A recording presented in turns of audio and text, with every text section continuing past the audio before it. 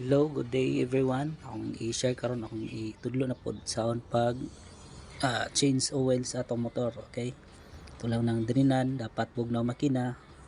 Atong hinluan ang drain plug, drain plug na siya. Dayon ato pong hinluan ang iyang oil strainer, oil strainer. Hinlo na og tarong. Dayon ato lang na siyang ipatulo og tarong.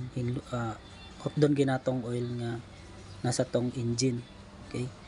So pag humana ato dayong trapuan ang iyang drainage sa oil, then ato na ibalik ang iyang oil strainer, then takluban na nato sa tong drain plug kay sakto lang kahugot kay basig madaot, okay? So ano lang kadali.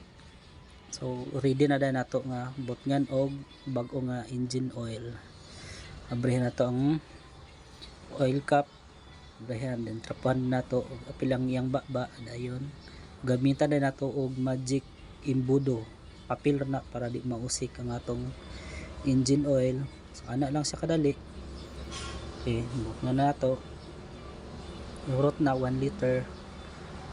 So okay, then sa nato na ilisag oil filter kay ay pa na sa pag ikaduha na pod nga change oil. So 2:1. So mo lang na, dali lang kayo. Salamat sa pagtan-aw.